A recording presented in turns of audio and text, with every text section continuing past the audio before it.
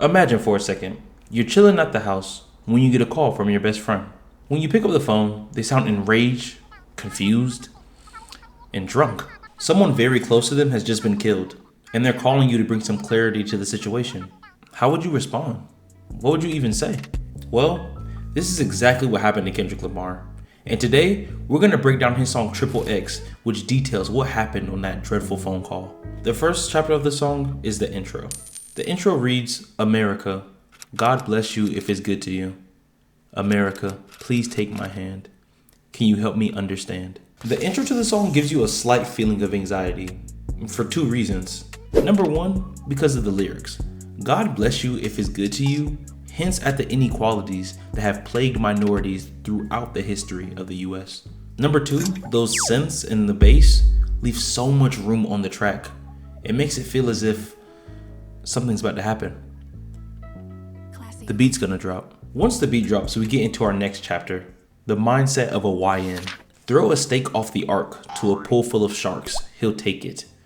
This line that seems seemingly small actually reveals a lot about the story. Let's break down this sentence. Steak is widely regarded as something that's reserved for the rich and wealthy of the world. And the same can be said for a boat, or in this case, an ark. In one line, Kendrick pretty much tells the story of how so many of our favorite entertainers were put on in the first place. A rich person comes off their pedestal or ark to throw them an opportunity or stake. But to receive this prize, they have to climb to the top by any means necessary. Even if that means I chip a nigga a little bit of nothing. This very dark point of view is the day-to-day reality for many minorities around the world, and I feel like Kendrick Lamar highlighted this perfectly. He further expands on the mindset of the troubled youth by using a name to refer to the entire group.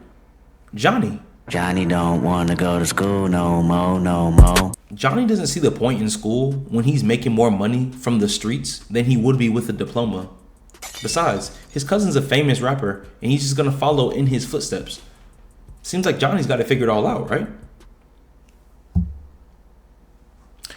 No, he doesn't at all, actually. The life that Johnny is gearing up for is statistically gonna land him in jail, or even worse, dead. The last line of this segment, God bless America, we know we all love him, actually ends up having two meanings. The first interpretation is that Kendrick is saying this sarcastically. A kid who drops out, joins a gang, and starts selling drugs is seen as public enemy number one in the eyes of the public, hence the last bar of the song. Although Johnny is seen as public enemy number one by the older crowd, the younger crowd looks at him and is sort of captivated. This angry, young, belligerent man who's ready to crash out at any moment is unlike anything they've ever seen before, and they either glorify him or make memes about him. Think NBA YoungBoy. Now that we've delved into the mindset of a YN, let's explore the damages that they can do to a community. In chapter 3, the phone call. Now in the beginning of this video, I laid out what the story is pretty much about, but I left out a few key details. So, Kendrick gets a call from his dog, like 101. Dalmatians. To make things easier to understand, let's name Kendrick's friend Randy. Now Randy, obviously drunk and angry, says that his son was killed over owing money to a confrontational, belligerent young man, or Johnny. Now although Kendrick comments that Randy's talking crazy, we have to give him some credit because at least he has the wherewithal to call Kendrick and ask him to pray for him in such a hard, grieving time. This isn't abnormal for a grieving person, especially since the community Kendrick grew up in sees him as an individual who's been anointed, basically meaning he has a lot of influence and is often seen as a messenger from God. With all Randy really wanting is some prayer, it gives Kendrick an easy way out of a very tough situation.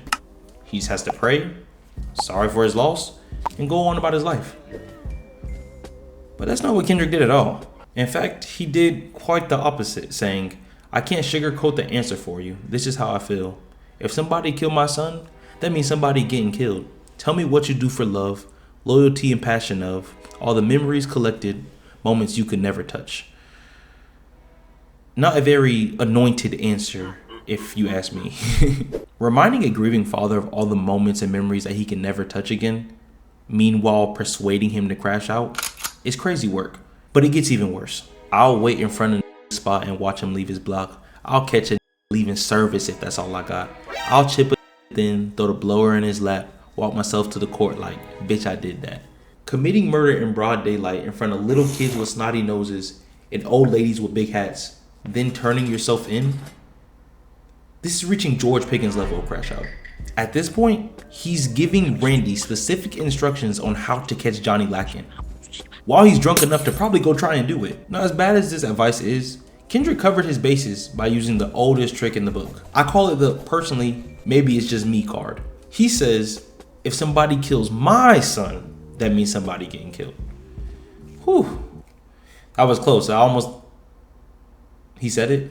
Yeah, unfortunately, at the end of the call, he says, you should go do it, and then hangs up on him immediately.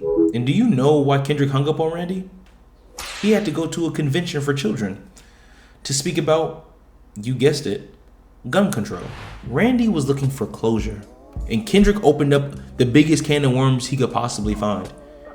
What a good friend. The last chapter of this video is dedicated to the final verse of Triple X, The Divide. This verse is absolutely littered with deep lyrics and metaphors, but there's a few specific lines I want to focus on. Number 1, compulsive disorder. Sons and daughters, barricaded blocks and borders, look what you taught us. A compulsion is the act of doing the same things over and over again.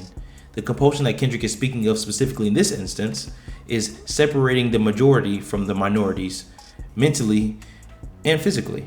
As far back as Native Americans and as recent as South Americans, xenophobia continues to set us back. The feelings that we harbor toward a group perpetuates the divide that keeps America from truly being great. The idea of hating on the other side without even attempting to find a common ground is prevalent in the following line. You crippin' or you married to blood? I'll ask again.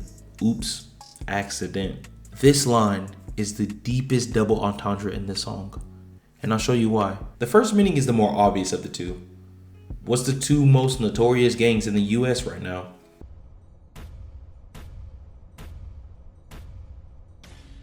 If you guessed the Crips and the Bloods, correct. The reason he says oops is to emphasize the dangers of asking someone about their affiliation. You could end up dead. The deeper of the two interpretations is political parties. Blue donkeys represent Democrat while a red elephant represents Republican, and the oops is meant to show how uneasy and polarizing politics can feel as a result of blind hate. Think that one uncle who just has to bring up politics on Thanksgiving. People start leaving the room, conversation gets weird. It's like that. Nephew, why you not with the party? Why you not trying to be with the family? Overall, an amazing piece by the rap GOAT.